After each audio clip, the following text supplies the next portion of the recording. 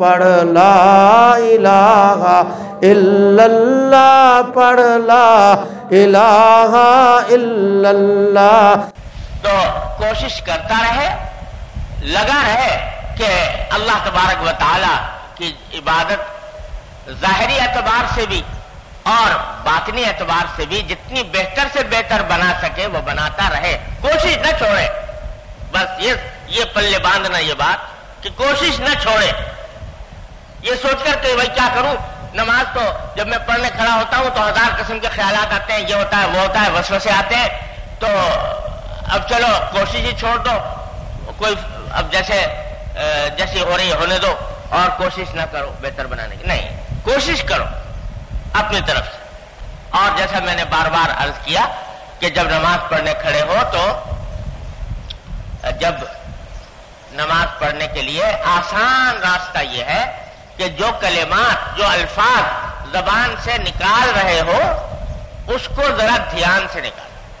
بس الحمدللہ رب العالمین کہا تو دھیان سے کہو کہ میں نے الحمدللہ رب العالمین کہا ہے۔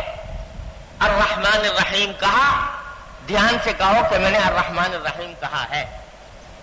دھیان لگاؤ اس کی طرف۔ خود بخود خیال چلا گیا کہیں اور، بے اختیار اللہ تعالیٰ کیا معاف ہے، بے اختیار انسان کا خیال کہیں اور چلا گیا تو اللہ تعالیٰ کے ہاں معافی ہے انشاءاللہ۔ پھر جب تنبہ ہو جائے، پھر جب یاد آ جائے، پھر لوٹا ہونے کی طرف۔ معلوم ہوا کہ الحمدللہ رب العالمین الرحمن الرحیم توجہ سے کہا تھا، دھیان سے کہا تھا، لیکن جب مالک یوم الدین کہا، ایاک نعبد و ایاک نستعین کہا، کچھ اور خیال آ گیا۔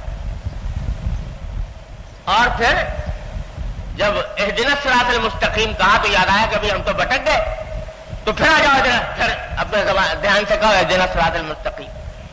پھر بھٹک گیا، پھر آ جاؤ، پھر بھٹک گیا، پھر آ جاؤ۔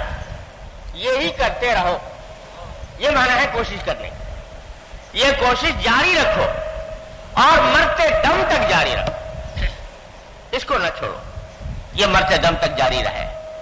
پھر بھی کبھی ایسا ہو جائے گا کہ بھئی کسی وقت زیادہ تر حصے میں کامیابی ہوئی اور تھوڑے سے حصے میں کوتاہی رہی، اور کہیں ایسا بھی ہوگا کہ زیادہ حصہ خیالات میں گزر گیا اور کچھ حصہ توجہ کے ساتھ ادا ہوا۔ اگر بے اختیار طریقے پر خیالات آ رہے ہیں تو خوب یاد رکھو کہ اللہ تبارک و تعالیٰ کی بارگاہ میں انشاءاللہ اس پر مواخذہ نہیں ہوگا، گرفت نہیں ہوگی غیر اختیاری طور پر خیالات آ رہے ہیں۔ ہاں، اپنے اختیار سے سوچ سوچ کر باہر کی باتیں دل میں نہ لاؤ، اور اگر آ گئی تو آخر میں استغفار کرو کہ یا اللہ مجھ سے غلطی ہو۔ یہی کام کرنا ہے ہر عبادت، چاہے وہ نماز ہو، چاہے وہ روزہ ہو، چاہے تو وہ تلاوت ہو یا ذکر ہو یا کچھ ہو، یہ کرتے رہو۔ ساری عمر یہی لڑائی لڑنی ہے، ساری عمر یہ مجاہدہ کرنا ہے، چھوڑنا نہیں ہے اس کو۔ اب جب یہ اپنی سی کوشش بندہ کر رہا ہے، کیے جا رہا ہے، اور آخر میں کہتا ہے استغفر اللہ استغفر اللہ استغفر اللہ، اے اللہ میں نے جو نماز پڑھی وہ پتہ نہیں کتنی کوتاہیوں پر مشتمل تھی، اپنے فضل و کرم سے معاف فرما دے۔